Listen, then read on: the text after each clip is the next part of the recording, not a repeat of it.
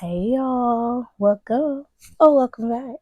This is Talk Your Shit with Deja, where we drop the eye because not only can I talk my shit, but I want you to talk your shit too.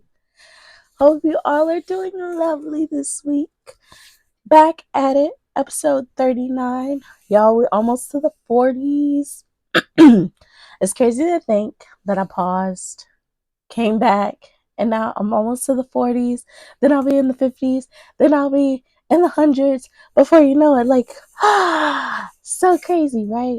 But yes, we're on episode 39, and I'm gonna finish up talking about the different adverse childhood experiences that have shown up for me. Um, because I'm on the final stretch, the home stretch, because for me, the last section of ACEs, I am not completely sure exactly how they show up in my life as an adult, but I am aware that I did go through some of these things. So maybe as I'm talking, I'll be able to make some correlations or here and there and stuff like that. But I really want to go over the last section as a whole because I don't know specifically which of them still have a big impact on my life, but there is things in here that impacted me. So I didn't want to split it up into more episodes because I want to make sure that I am giving you all full episodes. So I'm just gonna go through the last one. So the last section of ACEs, it breaks it up into three sections. So we already talked about abuse, which can be physical, emotional, or sexual. Then we talked about neglect, which can be physical or emotional. And then lastly is household dysfunction. So basically the dynamics within the household that a child may be encountering. So that is mental illness within the household. So that could be specifically from a caregiver or someone in the household that was diagnosed with a mental illness that impacts the child every day or on a common basis. Is that the way to say it? Common basis, like on an everyday basis, or a lot, or majority of the time. Yeah, I think I'm looking for a majority of the time. But um yes, incarcerated relative. So that can be again either parental or it could be sibling related. Just someone that would be around the child on an everyday basis or majority of the time that deals within the justice system, legal system. Yeah. And then domestic abuse. But it says mother treated violently, and I would imagine that it specifically says mother treated violently because the mother is usually the primary caregiver. So seeing your primary caregiver going through violence probably is way more impactful than if it was the other way around. I would imagine it still can be impactful because then that could deal in a lot of respect things. Like if you see your dad going through stuff with your mom, maybe you don't respect men because you didn't see that in the household. But I can only imagine the psyche you develop if you see your caregiver, your mother, being treated violently. So it specifically says mother treated violently, but I would say domestic abuse all the way around, like from either end. To see your parents or your caregivers be violent towards each other, I would imagine kind of warps your brain a little bit. So let's just say domestic violence. And then substance abuse. So that can be alcohol, drugs, anything. I kind of want to go into that one a little bit because something I'm starting to realize and that I'm starting to get confirmations and everything. Um, Food is a substance that we abuse as well, and we don't talk about it a lot, but I kind of want to talk about it because I do realize I do have a weird relationship with food, and I do understand the part in which it plays into my life.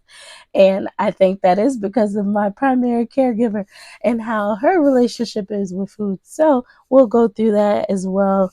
And then divorce, that was not mine.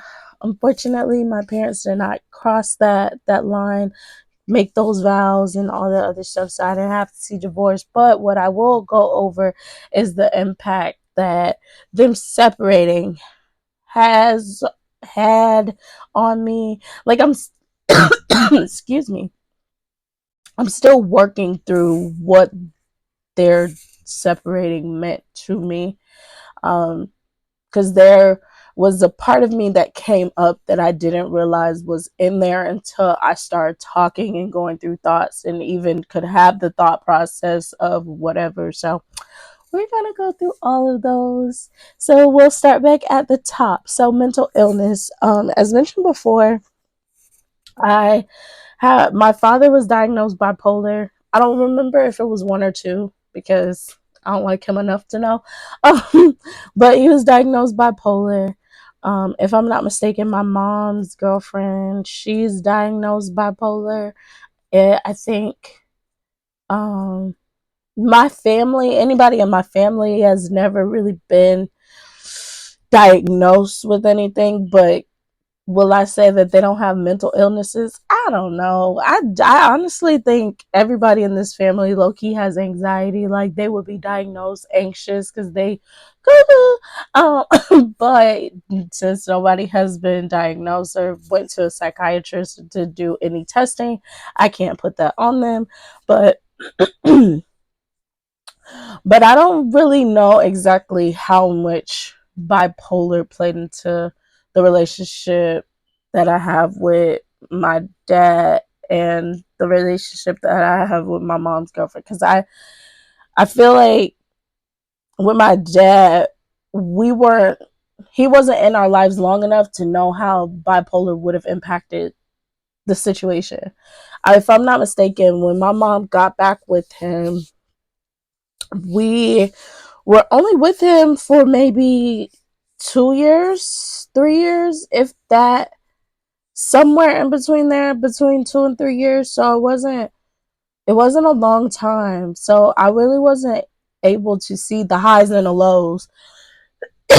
Excuse me, sorry y'all. But I wasn't able to see the highs and the lows.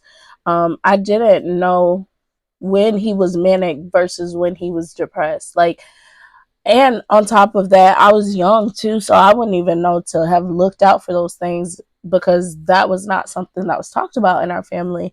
Like bipolar, I know black people joke around and be like, "Oh, that big bipolar," but I don't think people really understood what bipolar mean. Or maybe they did know that you could be like very high highs, very low lows, but for the most part, in black communities, they just joked around about, you being bipolar. Even now, like people be like, "You bipolar, like you need to check," or something like that. Like it's so playful that I still don't know like how how it has had an impact on me. Because yeah, I don't know. I wasn't old enough to really pay attention to the high highs and the low lows. And from my memory, I can't recall the high highs and the low lows. And I also think that because he smoked weed as well to help with the bipolar, and I think he took medication. Like he had a lot going on when we were actually in the household. Like I think he took the medication for it. I think he smoked weed, which I don't think you're supposed to combine, but I don't know. I'm not a psychiatrist, but I don't think you're supposed to combine them. But he would do those things. So for the most part, he seemed like a pretty chill, decent person. The only time in which that I was felt violated or impacted was when he molested me, and then to this day, I don't think he's ever acknowledged it. I don't know if he remembers it. I don't know if that has anything to do with the medication, the mental illness, or anything. So it's like it's so hard to even know how it really impacted me because I was younger and didn't know anything about it. As far as my mom's girlfriend, for her and her bipolar, like you can kind of notice her high highs, low lows, but I'm more cognizant of it now that I'm older.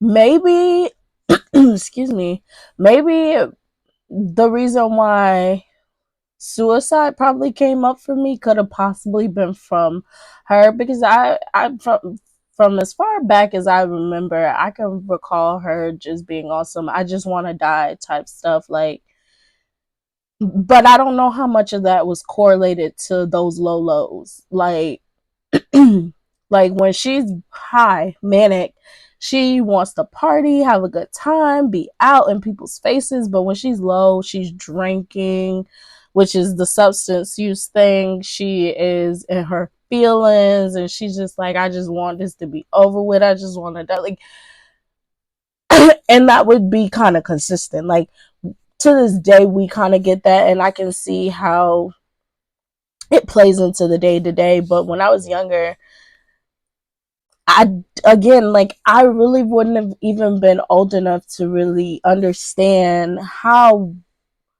this could have even had an impact on me, other than giving me the idea that, taking my life, or having an idea of taking my life would be a thing, because that was something that she would do when she's in those low lows.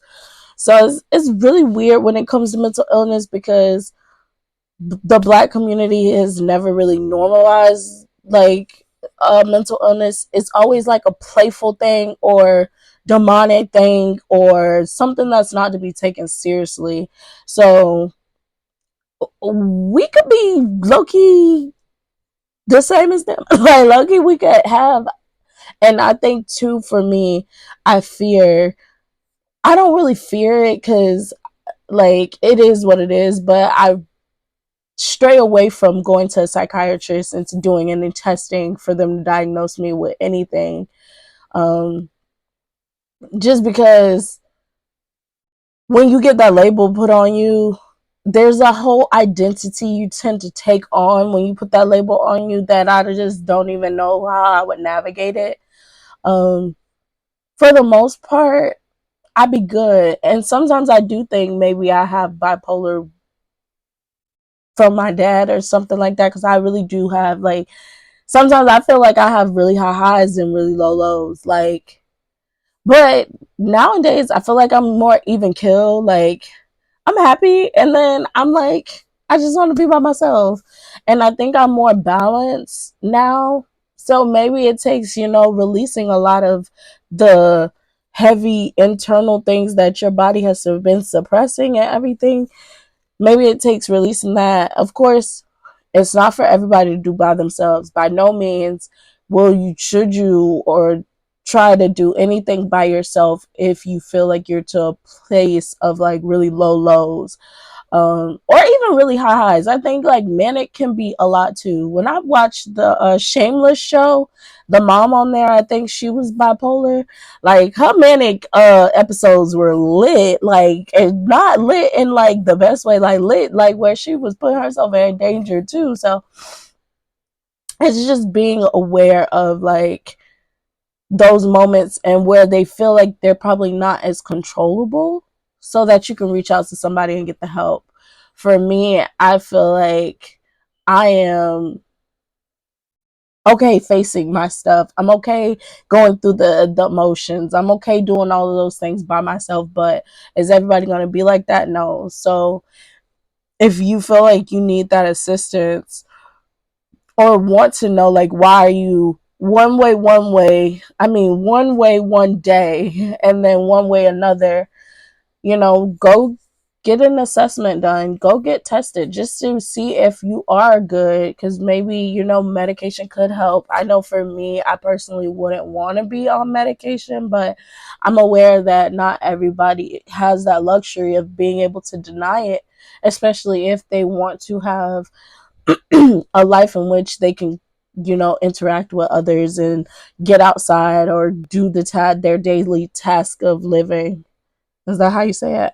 I think so. It's like, if you feel like you're in a space where trying to get your mental and everything on track by yourself is really hard. Definitely reach out to a therapist, psychiatrist, either one of them, to see how to go about getting an assessment done to see if you are diagnosed with anything.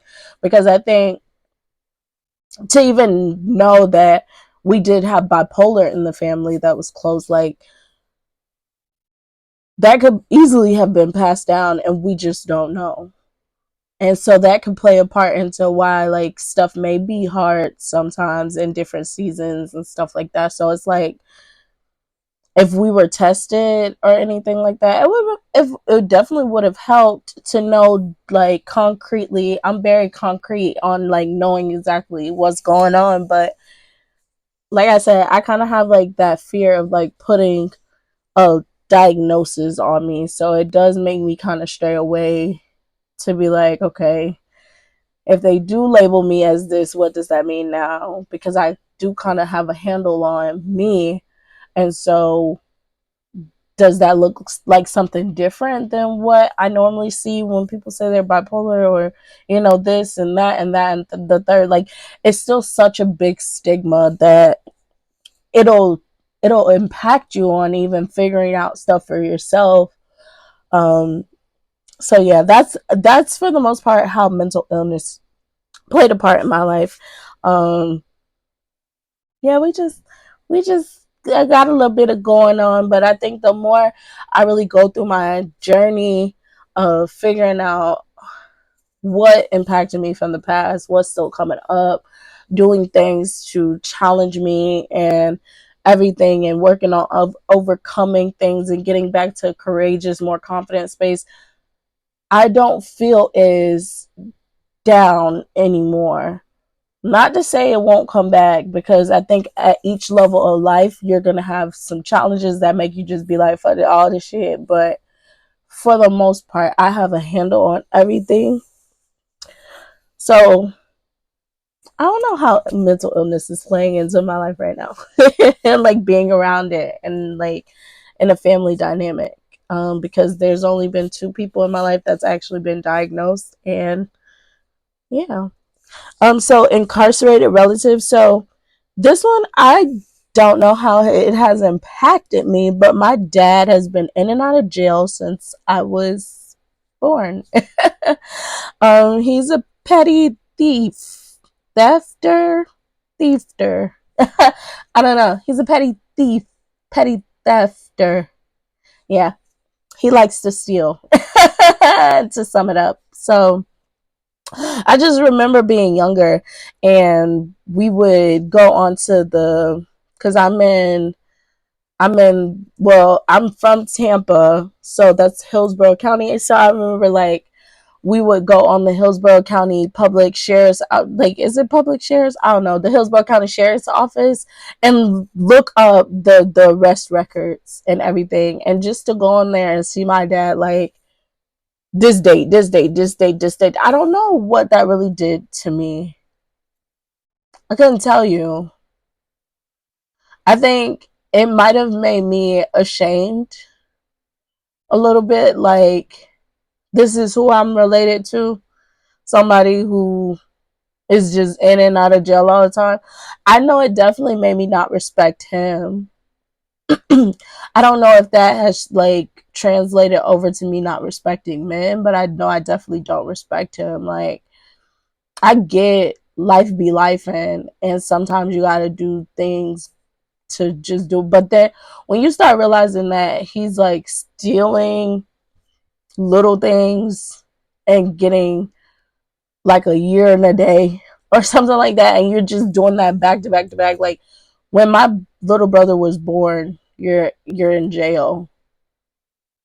Like, come on now.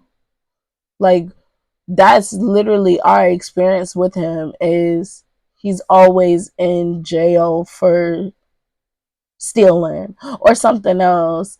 Because I think around the time my little brother was born too, that's when the molestation happened, so he was in there for that too. But it's just like, it's always something. Like, he was always in behind bars somewhere.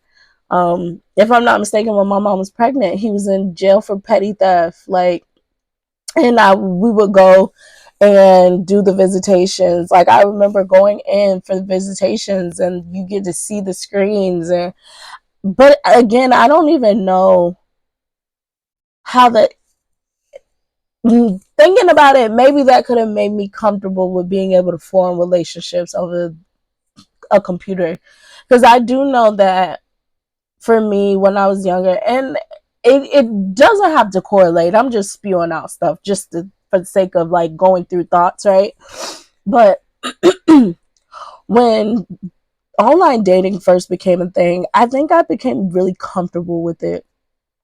Um, I know like there's a great sense of you don't really have to be yourself because you get to hide behind a computer screen, but there was a sense of comfortability, and I don't know if that correlates with the fact that I was comfortable seeing my dad behind the screen. So why wouldn't I be comfortable connecting with somebody behind the screen? Like that's my life. But it's just like it's those things that you start to think about, like that's weird. Like no human should have to connect with somebody that's not like directly in their presence. Because what if we didn't have technology? Then how do I connect with you? So it's like the fact that a lot of my connections with him happened while he was behind a screen and I had to pick up a phone and talk to him through a screen. Like that's weird. Like that's really weird. And then you realize just how much you don't respect that. And then that also made me like feel like when he did come into our lives, especially for like that period of time where he was like living in the household, like I don't respect you. So then you can't try and discipline me because you ain't been here. Like you can't try to implement things and you haven't been here, and then when you aren't here you're doing stuff that isn't even respectable. So like it snowballed. And so needless to say, like it really shaped my perspective on my father. But you know, like they say, like your parents are your first loves and they can be your first heartbreak. So I'm sure that, you know, losing that respect for him probably tainted a lot of my relationships with other people. Like maybe I don't have the highest of standards because the bar been so low. Like it's been so low from the beginning that you come into the situation and you don't even demand nothing because now you just like, just don't be in jail, just don't be a molester or a raper, like the stuff that you really have on the table, like just be nice. Like just be there. Like the standards that you have for people when you have that first heartbreak by your parents, like that's where it's just like, damn, you weren't there, I don't respect you, I have no type of bar that is high enough for me to even go out into this world and be like and command it from anybody else, because I couldn't even get that from my dad. Like you came in and was an absolute terrible example of what a man should be, and then now I got to go out into the world and be like, oh, you got to come in and be 3 times better. Like sometimes you really just accept that they don't talk to you like shit, or you know that they want to be around you, and then you end up putting yourself in a harder space because it takes so much more than that to interact with the opposite sex, especially when it comes to like romantic stuff, that you just end up like running into so many problems because you never had that first relationship established. So it just makes it really like a lot. Like it makes it a lot. But and even now to this day, which I'm gonna tell y'all because I'm a little bad too, so I can't judge him too much for the stealing thing, because there's times where I go in the store and I think to feel some type of connection to him, because you still are a daddy's girl or a mommy's girl or mommy's boy, daddy, what am I trying to say? Yeah, a mama's boy, daddy's boy, whatever. You're still connected. So like, because that's really all that I know him for, that and maybe music, and then he'll say a whole bunch of shit. But I only really know him for like petty theft. That's been the life. That's been him. I find myself when I go into stores just stealing pettily, like just doing petty stuff just to feel a little connected. Like I always say, like I can do it because it's in my blood. Like being a thief is in my blood. Like I inherited that, and that's bad because that shouldn't even be something I'm proud to say that I inherited from anybody. But when that's all you know from your donor, and you want to feel connected to them because you don't know anything else because they haven't presented anything else to you, and you don't trust them enough to even get to know the rest of them. It's like, okay, this is what I know you from. To feel a little connected, then I'll steal a little makeup wipes here and there. Like I still pettily. Like I really don't steal anything major. It's all stuff that I could easily pay for, just like he could easily pay for it. But I'm going there and I'm gonna do it, and I'll be like, oh my god, I get it from my daddy. Like I get something from him, right? But that just sounds so. It sounds so bad. It's so bad. But you gotta stay connected some way, right? So, but yeah, I think that's how that plays into my life now. Thank God I haven't been caught. Please don't let nobody catch me, God. That's bad too, that I'm over here asking God to let me be bad. This the little, what they say, we got an angel on the devil's side. That's the little devil side, but I'm talking to God to make sure I don't get cased up. But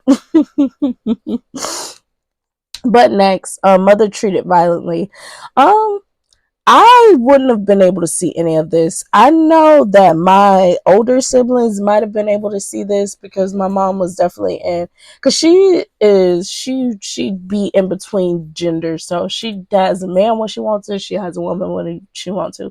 Well, everybody knows that domestic violence happen more inside of same sex relationships than opposite sex, for the simple fact that same sex you feel more comfortable to knock a bitch out. Versus the opposite sex, if you hit a man, he got the right to hit your ass back, and you might take a L that time. So be careful. But nobody should be hitting anybody. Nobody should be putting their hands on anybody. But it is more likely that it's going to happen in same sex, just because we are conditioned to think that you can fight the same sex versus opposite sex. So when my mom was in relationships previously, it would go there, but I've never seen her like actively in a domestic violence situation. She had a run-in with my dad that I seen, and it annoyed me, and I wanted to call the police and everything, but she wouldn't allow me to do it. um it's just, I lost a lot of respect for him when he came back. He should just stayed away.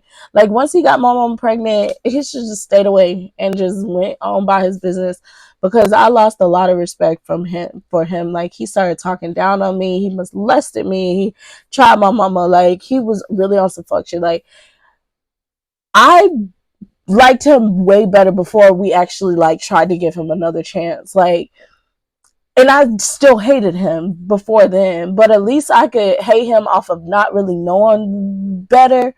But when he came back around, I was really able to formulate a concrete opinion on him. And it's just like, for me, there was never an apology. There was never, I did the wrong things. There was never none of that. And so when you go to talking down on me, like calling me out my name and all this other stuff, and then you touch me inappropriately and you put your hands on my mama, like all of that, I already didn't respect you because you weren't here. Now I definitely don't respect you because I'm old enough to realize that you really got some shit going on, and until you work on your stuff, then we can't really do nothing. It's so crazy because he'll try to reach out, and like every social media platform he has tried to follow me on, blocked. What do you need to see me for? What do you need to follow me for? What do we need to do? You haven't even acknowledged that you were an asshole in the past. We don't need to do nothing. You don't even need to see me. Like until you acknowledge that you sucked as a parent. And once you acknowledge that you sucked as a parent, we might can go from there. But if until you do that, you don't need to follow me. You don't need to see me. You don't need to do none of that. Like, stay away from me. Like, but like when he did that, I was just like, damn, it's just something else to add to the list on top of all the other stuff I've already had. But, and then, yeah, but like I said, my mom was never in anything violent when I was with her. Now, is the story the same for my siblings? Maybe not. And maybe we can go through that and we can have those conversations with them and see what their experience was like when it comes to that. But when I came along, she was not fighting nobody no more. She was tamed. But she was also in her 30s. I think when you get to your 30s, you be on like, let me get my life together. Let me get on my working, my grinding type stuff. Like, you're not really trying to be wild and all outside like when you were in your 20s. So she would calm down by the time I came along, needless to say. So I didn't really get to see that side of her. So it didn't really have that impact on me. But I do notice like I am very protective over her. So I had to have seen something. Like I'm really on some when I see people trying to get over on her or, do like just her being a people pleaser like me, when I see those traits in her and not wanting to hold anybody to anything, like I get really overprotective of that. And I don't know if that's because of maybe stuff from the past, but I really want to step in and be on some, okay, if you're not gonna do it for yourself, I'll do it for you because this ain't how this gonna go. So I definitely am overprotective of her. But I think that's a child thing, maybe not all children do that for for their parents, but for me, like I really be on some, hey, you're not finna, that's not what we finna do in here. Like, and it's funny because I feel like I end up running into a lot of problems with the people that she deals with because I am that overprotective. Like, for me, I get having a voice sometimes is very hard to do. And I think it's helpful if you have somebody that can come in and advocate for you when you feel like you don't have that voice. So, do I overstep sometimes? Possibly. I probably overstep a lot of the times. But for the most part, I'm going to protect when I feel like she needs protecting. I'm going to step in when I feel like it needs to be stepped in. Is that going to cause friction between me and her peoples? Could possibly, but I don't give a fuck about none of that. If I feel like you're disrespecting my mom or she's not saying something and just letting you get over on her and stuff like that, nah, that's not gonna fly. It's not gonna fly at all. But I'm learning to let people live their lives because that is a little codependent, and I'm trying to get away from being so codependent and figuring out how to solve everybody else's problems in their lives before I solve my own. So I think, it causes you to be a bit more codependent when you have to feel like you're the protector of those around you.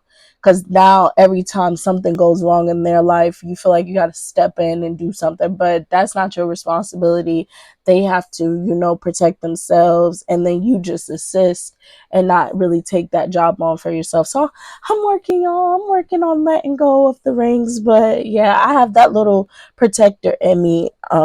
It comes out every now and again. She be ready to bop bop bop. No, I'm just kidding. Verbally, because I do not do anything but physically, but verbally I do be ready to go toe to toe, and I don't think people like me for it, but it's okay. Y'all love me anyways. You might not like me in that moment because you might be upset, but you love me, so get over it. I'm sorry. But yeah, so next is substance abuse. So my primary caregiver did not abuse substances, which is probably why I don't abuse substances. But now the people around her. My dad, like I said, he used coke. He was a crackhead. I don't know if they like were together when he was a crackhead because I didn't see his crackhead life, but I can tell because they'll try to keep me away from him. Like it's one moment specifically that I remember from my childhood, and I couldn't tell you how old I was, but we were at my grandma's house, and he pulled up to my grandma's house, and I would imagine that he was high or something like that. Like you could tell something was off, and they kept trying to put me inside the house and trying to get me away from him. And they were just like, "You need to leave," and everything. Like, but I could only be maybe 5 or 6. I was not that big. So, but it stands out in my brain so much because he was a crackhead, and of course you're not gonna want to have your children around a crackhead. So I just remember those moments of them trying to keep me away from him because of him trying to come over high and interact with me. And but that moment specifically, I remember that because I don't remember what he had on, but I could just remember him trying to come into the driveway. And I think my Uncle Kevin was there. And everybody was just like, man, you need to go. You need to leave. Like, she don't need to see you like this. Like, it's just one of those, cliche black people moments where they be like, yeah, that child don't need to see you like this, man. Go ahead and go about your business. It was literally, that was my life that day. And I'm pretty sure there was probably more moments like that. But it definitely caused a boundary. Another thing for me to not respect him for, like, damn, you couldn't put down the shit long enough to be a parent. And then you wanted to come interact with me while you was on the shit. Like, question mark, question mark, question mark. Yeah. So it definitely put a barrier in between us, like, even more. I think that was probably why I hated him initially. It's like, damn, you chose drugs over us. Well, not us at that moment. My little brother wasn't here, but you chose drugs over me. Um, I remember like driving through parts of the city, and you see him walking down the street, and they'll be like, "Oh, he got to be looking for his next high." Like, it's little comments like that, like, and then you just realize, like, damn, when you decided to put your penis inside of my mom's vagina and put sperm in there, like, there was no other thought process that came with that, like, none at all. Like, damn, I got real responsibilities that I need to be focusing on. I guess not, because nigga never got it together. But it's just it just sucks because I definitely remember some of those things of just like knowing that the drugs was a barrier to access or entry to him, and it's just like, damn, you couldn't put that to the side enough. But I do realize, like, substance abuse, like drug addiction, is something that needs assistance on, and I highly doubt he has support or anything like that. Like, maybe my grandma would help to get him into rehab or get him into facilities, but outside of that, I highly doubt he has support. So it's like he was doing a lot maybe by himself, which is probably why he relied so much on substances. But I can't speak on that because I don't know. Maybe one day I'll get the full story to know like what the fuck was up. But to me, it was a barrier of entry to him. And then my mom's girlfriend, she is a drinker. So he was crackhead. She is alcoholic. So that is a thing in and of itself, is because like she would get drunk to the point of like saying crazy shit, like just saying reckless shit out her mouth about my mom. And then when we're younger, it sucks because we think the shit funny, but we also don't know how it's playing into my mom's psyche. So if somebody, when they get drunk, they go to saying all types of shit. Granted, whether true or not, they just go to saying all types of shit, and your children are here laughing at it because we're young and we don't know no better. Like the things that do to your mind, I can only imagine like what she took in at those moments. Because I don't like when people say mean shit to me and they be sober and they the only ones saying it to me. Like, but whenever you get something to your mouth, that's when you go to spew and all this stuff, so it's gonna come out reckless. And then now my children are laughing at this and everything, and all I can do is try to put up the best fight I can. But this shit's probably having a bigger impact on me than maybe I let on. So I'm sure the drinking probably impacted her more. Or no, okay, maybe not. Because I think that also might have established why our respect with our mom is kind of hit or miss. Some days you really do want to respect your mom to the utmost because what did they say? Honor thy mother and father, something like that. But then some days you're just like, well, all these other people ain't respect you. Why I gotta respect you? Like, it's hard because there was never any clear boundaries set up with these people. There was never any step away mark from these people when they, would be on these substances or would get crazy with their mouths and stuff like that. There was no exit point. So they can disrespect you. Why can't I? Not to say like we're talking down on her or anything. I mean, but we definitely are gonna go toe to toe with her, like at some points. I mean, it probably wasn't as much when we were younger.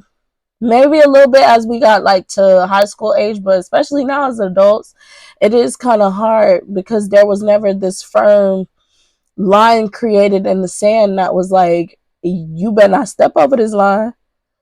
Like you could do whatever you want to do, but the moment you step over the line, this is it. Like we never seen that established from any of the relationships, or me personally. I'd never seen it.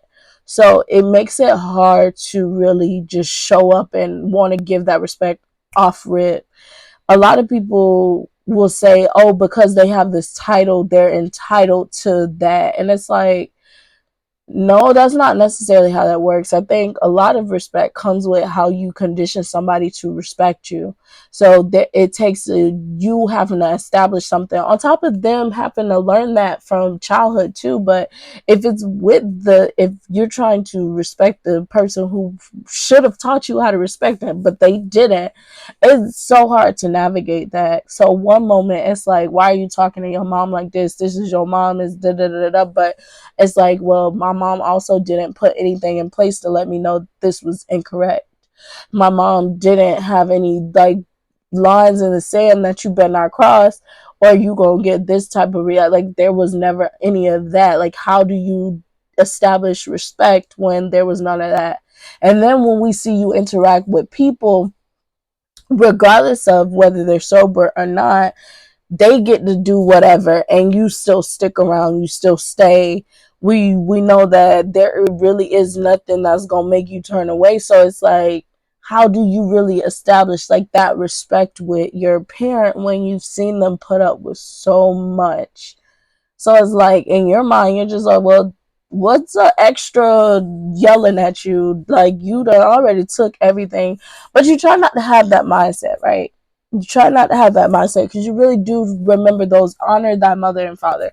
I don't think I ever honor my father, but I do really be thinking about that when it comes to my mom. Like there's moments where I'm talking with my sisters then when we're like together and I'd be letting them know like I don't be proud. Like I'd be very ashamed after I done yelled and went back and forth with my mom. Like that's not something that you want to do. Like I think somewhere innately you feel like you're being disrespectful, but it's just like that's what we've been conditioned to do, and you have to be very mindful to step outside of that. Like you really got to catch yourself in that moment. So there's sometimes where I won't go there with her because I try to stay level-headed and not be disrespectful, but there's also times where I snap back into subconscious and just go at her, and then it's just like she ends up feeling bad because it's like, why is my child talking to me like this? And it's like, it's so hard navigating it. And I think that partially plays into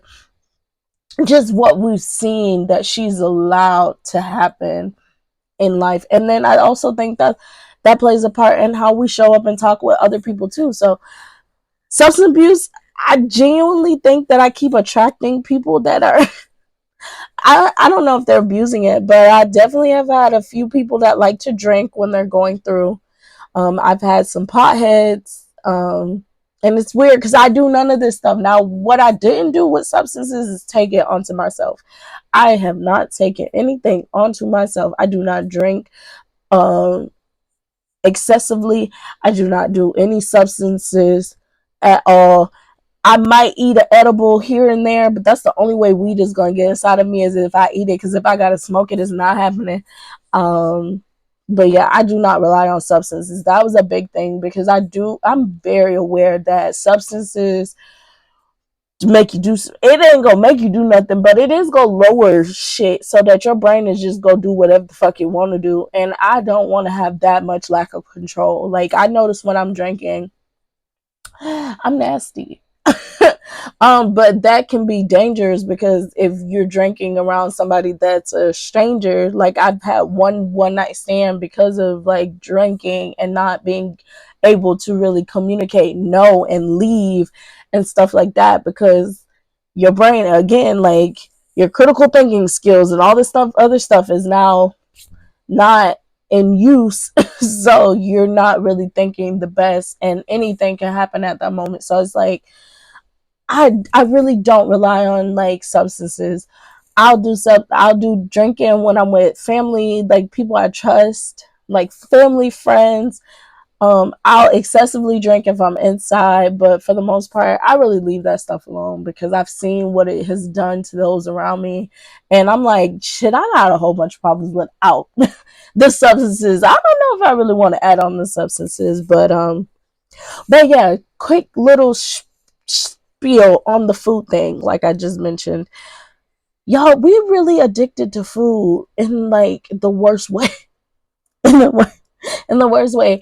Like I know for my family, food is definitely a big coping mechanism. Like we are greedy when you could tell when something's off. Like we really are greedy. Like we're eating anything. And now that crumble done became a thing, oh, y'all should see my family in crumble. Like these people, they were already sweets people before crumble, but oh Jesus. But for me, how I've taken on the food thing, I can tell when something's off with me because my impulses towards food gets really bad and I really tell myself no at like I don't tell myself no at all. So when I'm like feeling some type of way, I just get random cravings and I just give myself whatever. Whether and it's crazy because half of the shit I don't even be wanting. Like it's just it comes to my mind and I'll be like, okay, let's go get it. Like it really has become such a crutch when I'm going through, especially because I don't do substances. That is my substance that I do every now and again. Um Again, it's something I do in moderation, like, but I can tell when something's off with me is when I go to binge eating. So I'll be in my like 150s and then I'll just go to 160s or 170s if it get really out of control. But it's like I can tell because the weight fluctuates because I'm randomly eating a whole bunch of terrible ass food. I'm not wanting to eat at home. I'm not wanting to cook. I just want to go pick it up and I want to get whatever I want to get and I don't care what it do. And I will overeat to the point where I'm super full and then I'd be like waking up in the middle of the night with stomach aches and like I just be killing my body. Like, that's when I know I'm going through shit.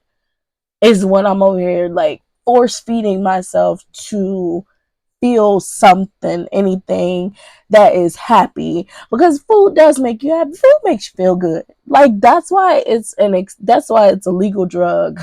They know that's why they said what the Food and Drug Administration, they're the biggest drug dealers in America because like for real, food make you feel good. When you look at food, sometimes it just turn you on. Or is that just me? Am I just that greedy? I don't know. But for me, that's food. Like when I'm going through something, I just get super duper impulses, or I just get cravings, and then I just be eating, and I don't be feeling full. Like I just don't even feel like satisfied, and I just got to keep going and going and going. And it just be a lot. It really do. It be so much, but yeah, I think that's how that plays into like me now. So I be trying to, okay, I'm not trying because what we said, trying is not the word of the year. It's working. I'm working on not letting food have that hold on me. I'm not the best with it because I'm still really bad, but I am a bit more mindful, so it can working on listening to my body more to really know if this is something I need versus something that I just want because I can't get anything else I want. That's another thing too. Food is one of those things that you can always get when you want it unless you know you're in bad circumstances, but it's one of those things where when everything else is not going your way, food can go your way, which is why it makes it so dangerous that that is a drug that most people really don't refer to, because when everything's out of your control, food is in your control, which is why I'm always giving myself the whatever comes to mind. Because if I want to talk to the guy that I really like, but he not picking up, well, I know who is gonna pick up if I call and place the order. If I call and place the order, they gonna pick up, and I'll be able to go get my food, and it's gonna make me feel a little bit better. But my body don't really need that or want that. I really want to be able to talk to the dude that I want to talk to. I want to feel that feeling, not the food feeling, but the food feeling feels the same. So it's like, what do you do? What do you do? Do you just find better people so that you don't rely on food, or do you build a better relationship with yourself so that you don't rely on people or the food? Like, it's so much, y'all. It's so much. But yeah, that's my relationship with food. It's a little toxic, We're on and off and on on and off again. And then lastly was the divorce thing. So like I said, my parents were never able to get married. If I'm not mistaken, they were engaged before the molestation stuff took place, but they never got married. Um, but for me, the separation, something that came up for me that I didn't even know was even a thought in my mind. I might have thought about it when I was younger, but it definitely was suppressed, and it didn't come up until like going through stuff. I somewhat blame myself for them separating, because as soon as the molestation thing happened, like my mom pushed him away, and was on some, you can't be in this house, you're not safe, and all this other stuff. But when you're younger and something like that happens, it's like you kind of just wish you wouldn't have said anything. But then what's the alternative, right? So if I wouldn't have said anything, it possibly could have gotten penetration, and I would have probably been on some, I could be in a whole different space right now. I could be Looney Tunes, Cuckoo Buffs, like if I wouldn't have said nothing. So it is like, what's the alternative? Like when you divorce, I would imagine that depending on what's going on and everything like that, a child really can't take that onto themselves, like separation onto themselves. And a lot of children aren't sharing with their parents how they feel, because they don't even understand how they feel. Like I said, I think that was suppressed so long that I didn't even know that was a thought until I just went through my thoughts. And then I remember being emotionally tied to it, because I was crying when I first shared it at girls' night with my sisters, them, like just sharing, like I kind of feel partly responsible for why they separated. Like, had that not happened, they would have been married. Like, that's where your mind goes, and then that also sounds like a mind of the child. So that's how I feel like I know it was suppressed, because it's like, dang, if this stuff wouldn't have came out, they probably would have been married. And also, like, I feel like my mom was the happiest with him, and stuff like that. But you also, there's always two sides to the story, so you really don't even know what the bads were, but you all, like, you seen the good sides, and you automatically think like, okay, she talked about how much she likes being in this, she gets treated like a princess. Like, literally, he would run baths when she comes home. He would do her hair, because my grandma had a salon in the house, when we were staying in it, because she did hair previously. So he would like wash her hair and blow it out. And those cute little, when you see the old people, they were literally doing that stuff. And then those things stopped as soon as the molestation happened. And now you find out, like, they find out that happened, and now all of that is gone. Like, your whole future is gone. Who you thought you were going to marry, be in a relationship with, the father of your child, like children, or two of your children anyways, like, you just lost all of that. And somewhere inside of me was thinking that that was partially my fault. I think being an adult now, I realized that that was not my fault. First of all, little creep shouldn't have been touching on me. That's a him thing.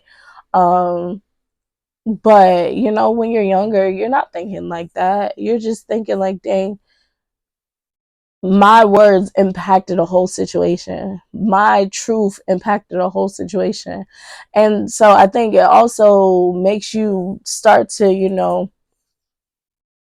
hide your truth from people. Um, I feel like me saying my stuff tends to, like, previously tended to lead to a bad situation.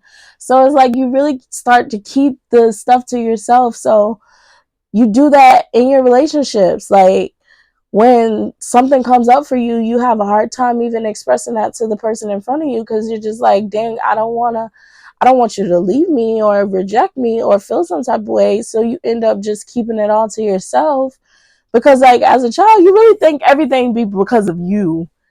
And it's not until you get older and be like, this shit could have happened anyways, that you're just like, dang, it really had nothing to do with me. Like, it could have played out like that regardless of the circumstances, regardless of if I said something or not. It really could have still ended up going that way. Like, you really help yourself to lighten the load when you get older and you feel like everything was your fault as a child.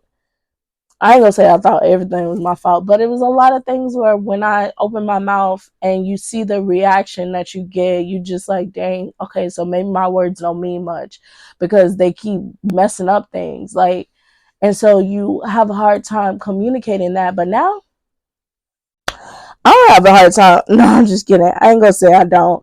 With certain people, probably people from the past, I still have a hard time. Like family, I still have a hard time being honest. um some of the people that I deal with from the past, I still have a hard time being like completely honest. But new people go get my mind, my heart, my soul because I need you to be able to show up for Dejanay, not show up for who Dejanay thinks she should be. Like, I need to know that you're showing up for me. So I need to be able to communicate when you're doing something that I don't like. Probably not, telling you, like I said previously on a different episode, that you're terrorizing me, stuff like that. But being able to let you know, like, hey, when you make comments on every little thing that I do, it does make me feel some type of way. Like, is that something you're doing to do that? Or like, how can we navigate that? Like, there's a way to communicate, your dislikes and everything that are embedded in you from your past without making somebody feel like it's their burden to carry. But going through everything I went through in the past, it made me feel like that was not okay to do, is let people know that they were doing something wrong. Even now, in the situation I'm working in, he feels like I'm always saying something he's doing something wrong, like when he's doing something wrong. And it's like, I don't mean to do that, but I do have to let you know that it is having an impact on me. And if you care about me, you'll, help me to figure out how do we get through this. And then if you don't, we can go on our separate ways. Like, I'd rather show up and let you know that I'm feeling some type of way about something than to try and hide it and do myself a disservice and get the ass in the stick or figure out how to walk away and all this. Like, I want to show up for me 100% because I didn't have people doing that when I was younger. And I'd be damned if I'm going to continue to neglect myself in that way. I want to show up 100% when I deal with anybody and let them know when they're doing something to make me feel some type of way, so that we can either correct it or we can go in different directions. Nobody's entitled to stay. Is that the word that I want to use? Indebted? No. Nobody's obligated. Nobody's obligated to stay in your life. Like, if y'all don't see eye to eye. But that's how you find your people. You find your people when you show up authentically you and see who's willing to navigate that with you, and vice versa, because of course they're not going to like everything you do either. But are you willing to navigate that in a healthy way so that y'all can be in each other's life without always, making each other feel like you're tortured, like you're being tortured because you constantly keep running into the shit from the past. Like, And I think that's what like people coming into your life does, is like everybody's your mirror, right? So they're coming in to show you what still needs to be worked on, or what hasn't been even worked on, or like gone over since the when it happened. Like they come in to show you a part of yourself that needs some help.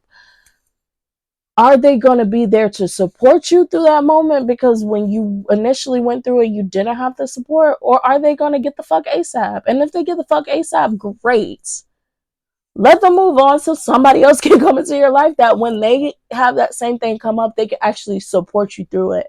Because everybody is put into your life to help you heal, grow, and evolve in some way. The only way to do that, though, is if they're there as a support to help you through those moments, and vice versa. But if they're not there to help or support you, deuces, get out my life, because I can't do nothing for you, and you can't do nothing for me. Because that's the whole reason why we came into each other's life, is you got shit you got to work on that previously you couldn't work on because you didn't have a support system. And that's what I'm here for, is to support you through it and help you through it so that it's not as heavy on you as before. And the same way, you come into my life, you rub up against something, you're there to support me if you would like to be, and now that doesn't feel so heavy to me. So that's like the people I'm looking for. Who is my supporters? Because that's all I need. Because I know the work that needs to be done. I just need support. Somebody that's going to be willing to work through it with me enough so that I can navigate it in a healthier way each time it comes up. And for them, they can show up in a healthier way each time their stuff comes up for them. Like, we should be looking for people to help us grow, evolve, and levitate, elevate, elevate. But yeah, like find your people, be vulnerable, show up as you. But the only way you're gonna be like feel really comfortable to do that is going through your shit and figuring out why you weren't comfortable with it before. Like what emotions are still attached to it where you feel like you don't want to go into a space and show up authentically you. Because you is the only you that God created. So you got to be willing to show everybody you so that you can find your people to support and love on you, and you can support and love on them in a healthy way. So do the work, do the work, do the work, do the work, do the work. But yeah, y'all, that's all I have for this episode. That's the last part of Aces for Dejanay Wilson. I hope you enjoyed the stories. I hope you enjoy, all of the lessons that I've learned and the stuff I'm working on, because maybe it can help you and help to guide you through your journey on this healing thing. Because this is the era of healing, growing, evolving, and becoming better than who you was yesterday. Period. Like, like what they say is you against you. Really, it is me against me. So I'm just trying to become a better person. But that's the last of Aces. So what I do want to start doing moving forward is incorporating my people. So I'm gonna try to get my brother to record with me this weekend. Probably reach out to my sister. It's gonna be harder now that we're working, but start getting my siblings on here, going through their stuff, seeing how it impacts them. Because we all don't live the same life, but we all got different perspectives, and I would love to know it. And then we can branch out and go to everybody else. And then I also want to figure out what else I want to continue to talk about that I'm still actively going through or still trying to figure out, because dating is ghetto. But I'm in the dating scene and trying to figure out stuff and going through stuff. So I'll still be able to like talk with y'all about stuff, but go through their experiences and what they've learned and what they're working on, and just give a different perspective. Because I want somebody to click on every video and be able to get something from it. Like, and that sometimes everybody not go connect with just me, because my experience is probably limited to that of so many people. So I just want to start incorporating everybody else, so everybody got somebody to latch on to. But yes, so that's it for Aces.